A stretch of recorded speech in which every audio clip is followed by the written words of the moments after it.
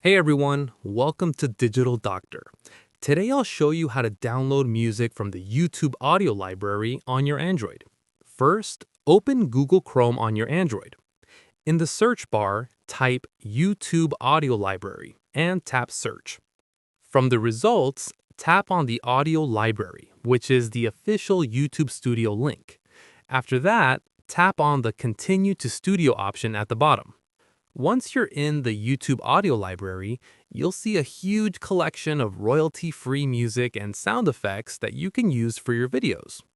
Now, browse through the tracks or use the search bar to find specific music by genre, mood, or instrument.